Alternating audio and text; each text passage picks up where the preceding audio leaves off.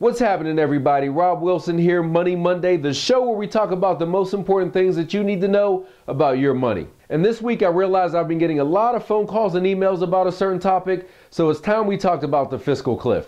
See, last year when Congress went through the agonizing debate over the debt ceiling, they decided that something needed to be done about the ever-expanding national debt, but they just couldn't decide what to do about it. So as a consequence, they decided to play a good old game of cliffhanger with the U.S. economy. Cliffhangers, that's our game.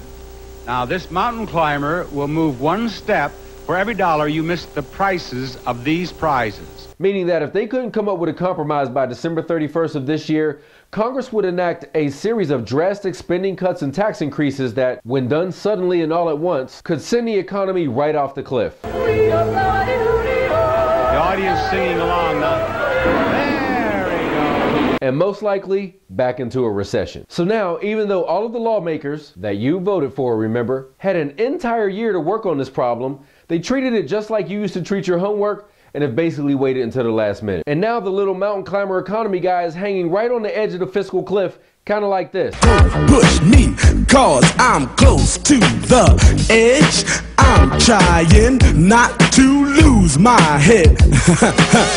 So I'm sure the big question in your mind is, how's this going to affect you? Well, if you're a government employee like a school teacher or administrator, because of the spending cuts, you may be at danger of being laid off. If you've been unemployed for some time, the eligibility for extended unemployment benefits goes away, which means you may have less money to spend, and that's not good for you or the economy. If you do keep your job, you'll start to see a little less in your paycheck every week as the payroll tax holiday is going to expire, which means the amount that you pay into Social Security is going to go back up to 6.2% from 4.2%. And finally, if you have a business, you may see a decrease in sales as the economy suffers under the weight of all of these sudden changes.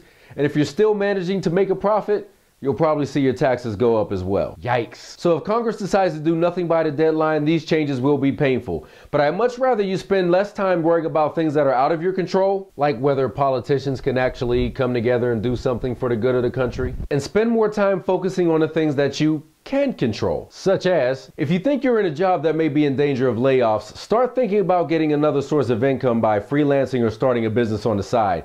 You should never be dependent on one source for 100% of your income. And if you're unemployed, start looking where others aren't looking for new opportunities. See, anyone can reply to a help wanted ad, but because you're smarter than that, you can read newspaper and magazine articles to find business owners with problems.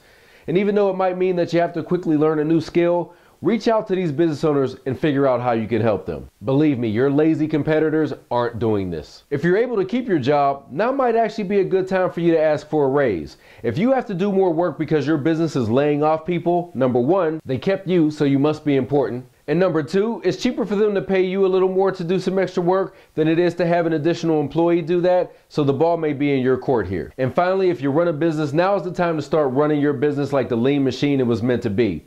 If we go off the cliff, your competitors may be distracted with laying off people and cutting costs. If you, on the other hand, focus on providing outstanding service to your current customers and prospects you've been just dying to work with, I'm willing to bet you'll win a lot of new business, even in a tough economy. And last thing, guys, if you feel like you need any advice and guidance in implementing any of these ideas or other financial resolutions you may be making for the new year, don't forget you still have the opportunity to join my exclusive new financial personal training group that I put together to help you reach your financial goals. I've decided to extend the holiday deal on the investment required to join the membership program, but you'll want to act fast. It may not be here next Money Monday. So guys, do yourself a favor, head on over to financialpersonaltraining.com, sign up for the membership program, and we can get started working on your financial goals right away. As always, guys, I appreciate you being here. If you enjoy learning more about your money each week, don't forget to like, favorite, share this video with someone who can benefit from the information, and don't forget to subscribe to my YouTube channel right here so you'll never miss another tip. That's it for me. Thanks for joining me on Money Monday. You get back to work, and I'll see you next week.